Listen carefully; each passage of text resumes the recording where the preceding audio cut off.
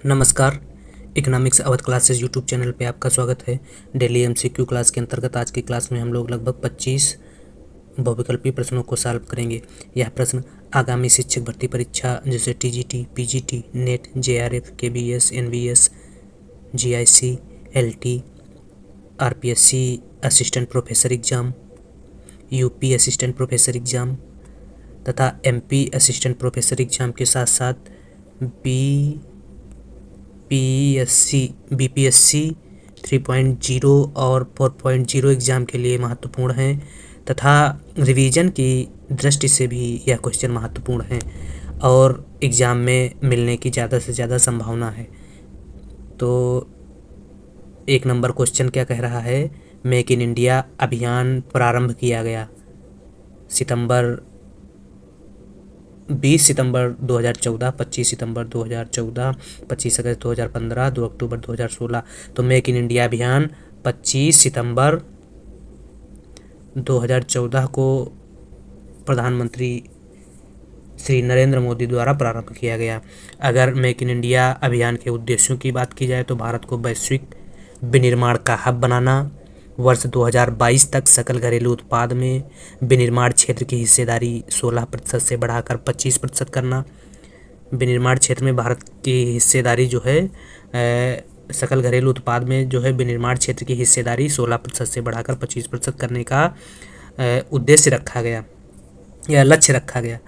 और मध्यम अवधि में विनिर्माण क्षेत्र में प्रति वर्ष 12 से 14% की वृद्धि दर का लक्ष्य निर्धारित किया गया।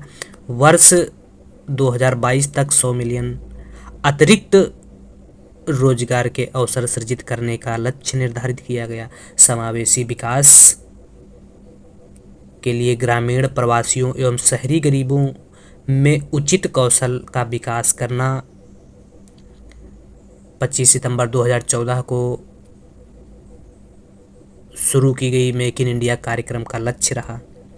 भारतीय विनिर्माण क्षेत्र में वैश्विक प्रतिस्पर्धा को बढ़ाना भी लक्ष्य निर्धारित है तथा धारणीय विकास को सुनिश्चित करना मेक इन इंडिया कार्यक्रम का उद्देश्य है। मेक इन इंडिया कार्यक्रम में विनिर्माण, आधारभूत संरचना और सेवा क्षेत्र के क्रियाकलापों के 25 नए क्षेत्रों को चिन्हित किया गया तथा इन क्षेत्रों में विकास करने का प्रयास किए जाने की बात की गई। तो अगर क्षेत्र की बात की जाए तो 25 क्षेत्र विनिर्माण क्षेत्र में मेक इन इंडिया कार्यक्रम के तहत चिन्हित किए गए हैं। अगला है 2 नंबर क्वेश्चन है, ऑस्टियन स्कूल के सुप्रसिद्ध संस्थापक कौन है? WS जेवेंस, लियो वालरस, कार्ल मेंजर, नटविक्सेल। तो ऑस्टियन स्कूल के प्रसिद्ध संस्थापक कार्ल मेंजर हैं। कार्ल मेंजर सी ऑप्शन में है, 2 का सही आंसर सी है। अगला 3 नंबर क्वेश्चन, स्थानापन्न वस्तु के लिए मांग की आड़ी लोच होती है 0, धनात्मक, ऋणात्मक, 1 से कम। तो स्थानापन्न वस्तु के लिए मांग की आड़ी लोच जो है वह धनात्मक होती है। स्थानापन्न वस्तु के लिए मांग की आड़ी लोच धनात्मक प्लस धनात्मक, सी ऑप्शन में दिया गया, सी सही है। पूरक वस्तुओं के लिए मांग की आड़ी लोच ऋणात्मक होती है। स्वतंत्र वस्तु के लिए मांग की आड़ी लोच 0 होती है और पूर्ण स्वतंत्र वस्तु के लिए अनंत होती है मांग की आड़ी लोच। अगला क्वेश्चन है, सूची फर्स्ट को सूची सेकंड से मिलाना है।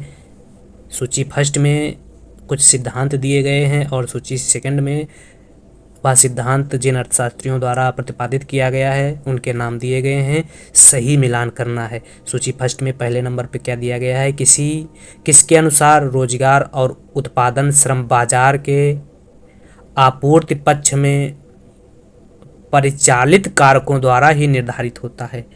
तो परंपरावादी अर्थशास्त्रियों के अनुसार रोजगार और उत्पादन श्रम बाजार के आपूर्ति पक्ष में परिचालित कारकों द्वारा निर्धारित होता है। 1 का मिलान हो जाएगा 2 से, तो 1 का मिलान 2 से अगर होगा तो ए और बी अभी तक सही है, बाकी सी और डी गलत हो जाएंगे।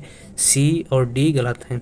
अगला क्वेश्चन अगला है जो क्लासिकल पदबंध किसने प्रतिपादित किया? तो क्लासिकल पदबंध का प्रतिपादन जो है कार्ल मार्क्स द्वारा किया गया था। तो इसका मिलान हो जाएगा 2 का 1 से, तो 2 का मिलान हो जाएगा 1 से, तो 1 में 2 में दिया गया है 3 ए में, तो बी ऑप्शन अभी तक सही है। अगला है समग्र पूर्ति फलन निकालने के लिए परंपरावादी उत्पादन फलन का उपयोग किसने किया? तो समग्र आपूर्ति फलन निकालने के लिए परंपरावादी उत्पादन फलन का उपयोग जे एम केन्स द्वारा किया गया था। 3 का मिलान 3 से और 4 का 4 से हो जाएगा बच्चा। रेखीय समग्र उपभोग फलन का उपयोग किसने किया? तो केन्सवादी अर्थशास्त्रियों ने किया।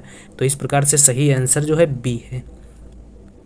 अगला क्वेश्चन है 5 नंबर क्वेश्चन, जिस आगत निर्गत मॉडल में अंतर्जात अंतिम मांग सदिश होती है वह क्या कहलाता है? बंद आगत निर्गत मॉडल, खुला आगत निर्गत मॉडल, गत्यात्मक आगत निर्गत मॉडल, स्थैतिक आगत निर्गत मॉडल। तो जिस आगत निर्गत मॉडल में अंतर्जात अंतिम मांग सदस्य होता है वह कहलाता है बंद आगत निर्गत मॉडल। ए सही है 5 का। अगला 6 नंबर क्वेश्चन, तरलता जाल की स्थिति में सट्टा उद्देश्य के लिए मुद्रा की मांग क्या होती है? तो तरलता जाल की स्थिति में सट्टा उद्देश्य के लिए मुद्रा की मांग अनंत लोच होती है। 6 का सही आंसर ए है। अगला 7 नंबर क्वेश्चन, तरलता जाल की अवधारणा किसने प्रतिपादित की? तो तरलता जाल की अवधारणा का विकास जो है कीन्स द्वारा किया गया था। कीन्स ऑप्शन में है ही नहीं। ए में पिगू है, बी में फ्रीडमैन, सी में फिशर, डी में कोई नहीं, तो कोई नहीं ऑप्शन सही है 7 का।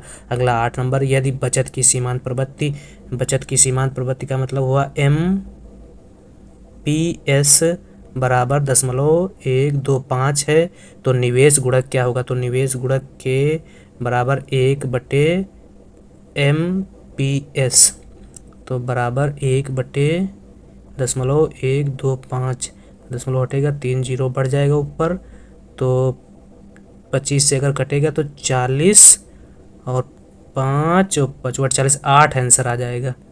तो 8 ऑप्शन में दिया ही नहीं है। पहले में ए नंबर ऑप्शन में 1.25, बी में 2.25, सी में 4, डी में कोई नहीं, तो इसका सही आंसर कोई नहीं है, डी है।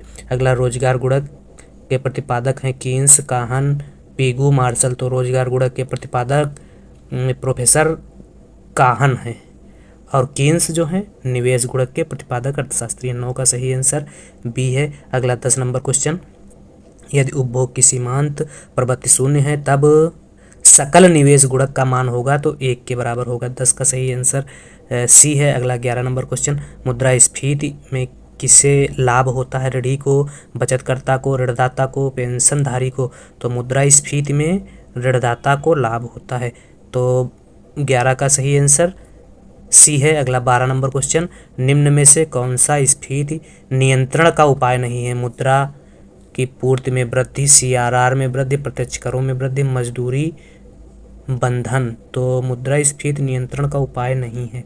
मुद्रा पूर्ति में अगर वृद्धि होगी तो मुद्रास्फीति नियंत्रित नहीं बल्कि और ज़्यादा बढ़ जाएगी, तो मुद्रा पूर्ति में वृद्धि नहीं है मुद्रास्फीति को नियंत्रित करने का उपाय। 12 का सही आंसर ये है। बाकी CRR में वृद्धि से मुद्रास्फीति नियंत्रित की जा सकती है, प्रत्यक्ष करों में वृद्धि से और मजदूरी बंधन से, मजदूरी कम करने से मुद्रास्फीति जो है नियंत्रित की जा सकती है। अगला 13 नंबर क्वेश्चन है, अंतर्राष्ट्रीय व्यापार में अवसर लागत का प्रयोग किया ओहलिन ने, मिर्डल ने, हैक्सर ने, हैबरलर ने। तो अंतर्राष्ट्रीय व्यापार में अवसर लागत का प्रयोग हैबरलर द्वारा किया गया था। हैबरलर डी ऑप्शन में दिया गया है। 13 का सही आंसर डी है। अगला 14 नंबर, सामान्यतः विदेशी विनिमय की पूर्ति वक्र का ढाल होता है। तो विदेशी विनिमय की पूर्ति वक्र का ढाल जो है वह धनात्मक होता है। 14 का सही आंसर बी है। अगला 15 नंबर, मुद्रा का अवशोषण सिद्धांत किसके द्वारा दिया गया? सिडनी एस अलेक्जेंडर द्वारा, आर नर्क्स द्वारा, रिचर्डसन द्वारा, पिगू द्वारा। तो मुद्रा का अवशोषण सिद्धांत सिडनी एस अलेक्जेंडर द्वारा दिया गया। 15 का सही आंसर ए है। अगला 16 नंबर क्वेश्चन, एक देश के भुगतान संतुलन में घाटे को दूर किया जा सकता है आयातों में वृद्धि करके, स्वर्ण के निर्यात द्वारा, स्वर्ण के आयात द्वारा, सभी। तो स्वर्ण के निर्यात द्वारा किसी देश के भुगतान संतुलन के घाटे को सुधारा जा सकता है। 16 का सही आंसर सी है। अगला 17 नंबर क्वेश्चन, अनुकूलतम प्रशुल्क उच्चतम तब होता है जब प्रस्तावित वक्र की लोच 1 से अधिक होती है, 1 से कम होती है, अनंत होती है, 1 के बराबर होती है। तो अनुकूलतम प्रशुल्क उच्चतम तब होता है जब प्रस्तावित वक्र की लोच 1 के बराबर होती है। 1 के बराबर डी ऑप्शन में दिया है तो 17 का सही आंसर डी है। अगला प्रशुल्क है, तो प्रशुल्क एक प्रकार का क्या है, कर है जो आयातित वस्तुओं पर लगाया जाता है। अगला क्वेश्चन है 19 नंबर क्वेश्चन, व्यापार के तुलनात्मक लागत सिद्धांत का प्रतिपादन किसने किया? डाल्टन, रिकार्डो, पिगू, मार्शल। तो व्यापार के तुलनात्मक लागत सिद्धांत का प्रतिपादन प्रोफेसर रिकार्डो द्वारा किया गया था और व्यापार के निरपेक्ष लाभ का सिद्धांत प्रोफेसर एडम स्मिथ द्वारा किया गया। प्रस्ताव वक्र की अवधारणा दी गई Singer, Marshall, Keynes, Marshall Edgeworth. तो प्रस्ताव वक्र की अवधारणा मार्शल एजवर्थ द्वारा की गई थी। मार्शल एजवर्थ, डी ऑप्शन में दिया गया, डी सही है। 20 का अगला 21 नंबर क्वेश्चन, प्रेविस का नाम किसके साथ संबद्ध है? श्रम समस्याएं से, गरीबी उन्मूलन से, अंतर्राष्ट्रीय व्यापार से, उच्च कोटि के बीच से। तो प्रेविस सिंगर का नाम जो है अंतर्राष्ट्रीय व्यापार से संबंधित है।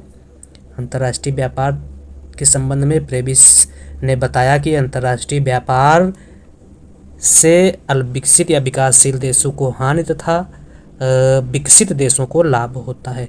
तो इस प्रकार से अंतर्राष्ट्रीय व्यापार से प्रेविस का नाम जुड़ा हुआ है। 21 का सही आंसर सी है। अगला 22 नंबर क्वेश्चन, वेस्टेबल परीक्षण का संबंध है सार्वजनिक व्यय से, सार्वजनिक आय से, तुलनात्मक लागत से, शिशु उद्योग से। तो वेस्टेबल परीक्षण का संबंध शिशु उद्योग तर्क से है, डी सही है। 22 का अगला 23 नंबर क्वेश्चन, विश्व बैंक का अर्थ है क्या है? ऑप्शन ए अंतर्राष्ट्रीय पुनर्निर्माण एवं विकास बैंक, बी एशियन विकास बैंक, सी विश्व व्यापार संगठन, डी अंतर्राष्ट्रीय मुद्रा कोष। तो विश्व बैंक का अर्थ अंतर्राष्ट्रीय पुनर्निर्माण एवं विकास बैंक है। 23 का सही आंसर ये है। अगला 24 नंबर क्वेश्चन है, कागजी स्वर्ण का अर्थ है यूरो, डॉलर, विशेषाहरण अधिकार, कोई नहीं। तो कागजी स्वर्ण का अर्थ विशेषाहरण अधिकार SDR से लगाया जाता है, SDR सी ऑप्शन में है, तो सी सही है। अगला क्वेश्चन है, यह चित्र क्या प्रदर्शित कर रहा है? तो यह चित्र जो है पूर्ण प्रतियोगिता में दीर्घकाल की स्थिति में सामान्य लाभ को दिखाता है। क्यों? क्योंकि इसमें AR, MR, AC, MC सभी बराबर हैं, तो यह सामान्य लाभ की स्थिति को दिखा रहा है। 25 का सही आंसर क्या है? ए है। तो इस प्रकार से आज की इस क्लास में हम लोगों ने 25 बहुविकल्पी प्रश्नों को सॉल्व किया जो आगामी शिक्षक भर्ती परीक्षा के लिए महत्वपूर्ण है।